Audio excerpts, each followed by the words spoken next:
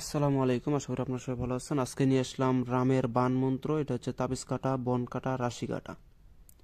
অনেকেই আছে, আমরা অনেক কাজকর্ম করি, আমার কাছে অনেকে চাইছেও যে ভাই আমি একজনের উপরে কাজ করতেছি কিন্তু কাজগুলা খাটতেছে না। আবার আপনারাই পরীক্ষা করে দেখবেন যে অনেকের উপরে কিন্তু বান বিচ্ছেদ যেটাই করেন না কেন তার উপরে কাজ করতেছে না বা অ্যাকশন নিতেছে না। তাহলে আপনারা বুঝবেন অবশ্যই তার শরীরে কোনো বন আছে অথবা বাড়ি বন আছে, অথবা তার রাশি শক্ত। একটা কথা মনে রাখবেন, যদি কোনো মেয়েকে ছেলের প্রতি বশ করাইতে চান, অর্থাৎ কাজটা দিচ্ছে হচ্ছে একটা ছেলে যে আমি একটা মেয়েকে বশ করব, যদি দেখেন যে কাজ করছেন কাজ হয় না, তাহলে বুঝে নেবেন যে ছেলের থেকে মেয়ের রাশিটা শক্ত বেশি, অর্থাৎ পাকাপুক্ত, যার কারণে আপনার কাজগুলো মেয়ের উপরে অ্যাকশন নিতেছে না। তখন আপনি কি করবেন, এই বান প্রয়োগ করে আপনি হচ্ছে ওই মেয়ের রাশি বন দশা সব কাইটা ফাল দিবেন। কাইটা ফাল দেওয়ার পরে আবার দ্বিতীয়বার হচ্ছে আপনার কাজটা করবেন, চালানটা দিবেন, দেখবেন 100% তখন অ্যাকশন করা শুরু করবে। এগুলোর বন কাটার 3টা নিয়ম আছে, তার ভিতর থেকে শুধু একটা নিয়ম দেবো। এই একটা নিয়মে আপনারা কাজ করবেন। অনলাইনে সব কিছু দেওয়া সম্ভব হয় না, এগুলো হাতে নাতে বুঝিয়ে দিলে এবারে অবশ্যই কাজগুলো করে। তো যাই হোক, যারা আমার শিষ্য এই বিদ্যাগুলো নোট করে রাখবেন, অবশ্যই এই বিদ্যাগুলো খুবই কাজের বিদ্যা। কেন আমার ডায়েরির ভিতরে যতগুলো বিদ্যা আছে সমস্ত বিদ্যা আমার ওস্তাদি বিদ্যা। তো মন্ত্রগুলো একটু শুনবেন, শুনলে পরে বুঝতে পারবেন যে রামের মান কতটা পাওয়ারফুল হয়। এটা দিয়ে আপনি তাবিজ যদি থাকে, যদি কারো তাবিজ তাবিজে দেহ বন থাকে তাহলে তার বনও কাটাইয়া দিতে পারবেন।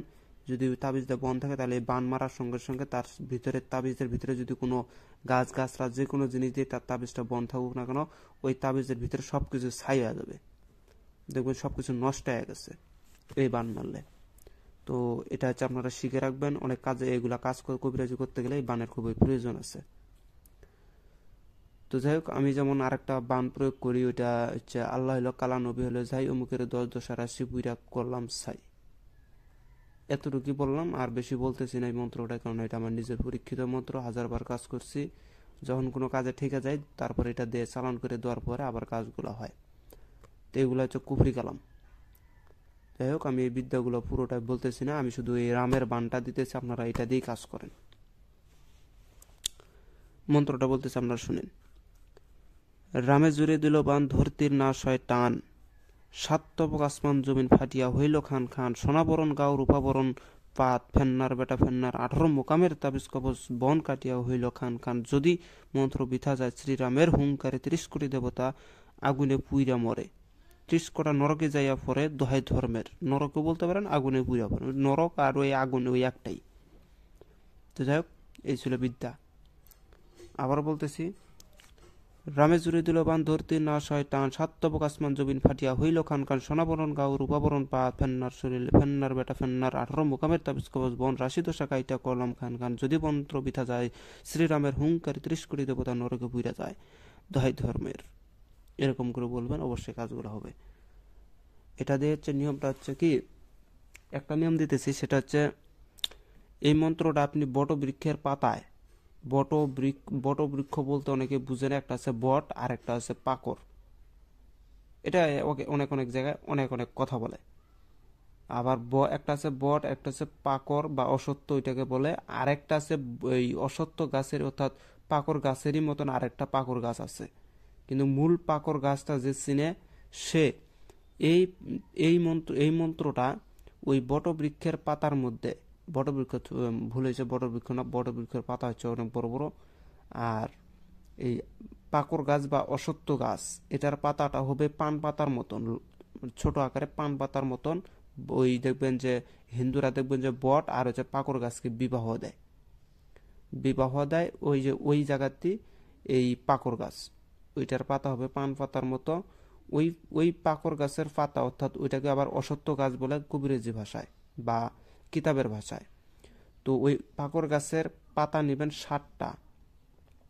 60টা পাতার ভিতরে শত্রু, ওই যার রাশি বন কাটবেন তার নাম, তার পিতার নাম প্রথমে দিবেন, তার পিতার নাম যে অমুকের বন দশা, অমুকের বেটা অমুকের বন দশা কাটুক, সীতা, রাম লক্ষণ সীতা, এরকম করে লিখবেন।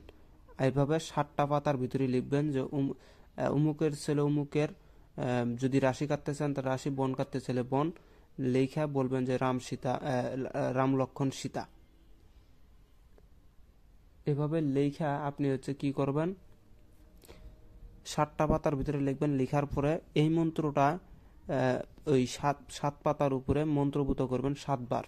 মন্ত্রপুত কইরা ওই পাতাগুলা আপনি বটবৃক্ষের নিচেই আগুন দিয়া জ্বালাইয়া দেবেন।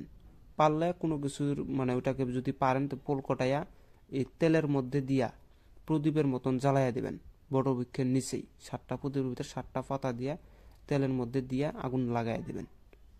দিয়া ওই যে আশেপাশের যে ওই তখন যে ধোঁয়াটা উঠবে, ওই ধোঁয়াটা আপনার শরীরে লাগানো যাবে না। কেননা যদি ওই ধোঁয়াটা আপনার শরীরে লাগে তাহলে আপনার শরীরেরও রাশি দশার সমস্যা হইতে পারে, আপনার রাশির সমস্যা হইতে পারে। এই জন্য করে ওইটা একটা ধোঁয়াটা লাগাবেন না শরীরে। ওখানেই জ্বালাইয়া দিয়া পুইরা ওখানেই ছাইয়া যাবে, আপনি ওখান থেকে চলে এসে করবেন। এটা পুরার সাথে সাথে দেখবেন যে তার শরীরে যত ধরনের বন থাক, যত ধরনের রাশির সমস্যা থাক, সব কাইটা ঘুরে ছাইয়া যাবে। এটা সেই বান। আমি বানটা স্ক্রিনশট দিয়ে নেন। যদি আমার ভিডিও ভালো লাগে অবশ্যই লাইক কমেন্ট শেয়ার করে পাশে থাকবেন। আর যারা শেখার ইচ্ছা তারা আমার কাছে আসতে পারেন। যদি কারো কোনো কিছু প্রয়োজন হয় অবশ্যই আমার কাছে আসবেন।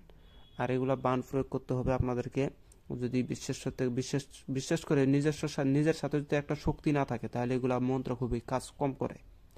নিজের কাছে একটা শক্তি আয়ত্ত করে নিতে হয়। যদি কারো কাছে কোনো চান্ডাল জারুজের হার থাকে, আমার কাছ থেকে যারা নিছেন তারা এই বানটা প্রয়োগ করবেন। রাশি বন্ধসা সব পুরা ছাই করে দিতে পারেন।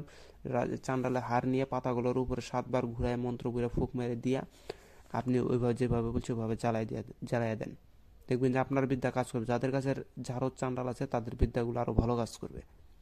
কেননা জারদ চান্ডালের ভিতরে একটা অদৃশ্য শক্তি থাকে যেটা আপনাকে সহায়তা করবে। আর যাদের ভিতরে এই অদৃশ্য শক্তিটা নাই তারা যদি করে সেক্ষেত্রে আল্লাহর ইচ্ছা হইলেও হইতে পারে, না হইলে নাও হইতে পারে। আর গুরুর আদেশ বা গুরুর যদি দয়া থাকে তাহলে হয়ে যাবে ইনশাল্লাহ। তো মন্ত্রটা আপনারা স্ক্রিনশট দেন। তো সবাই ভালো থাকবেন। কথা হবে। আসসালামু আলাইকুম।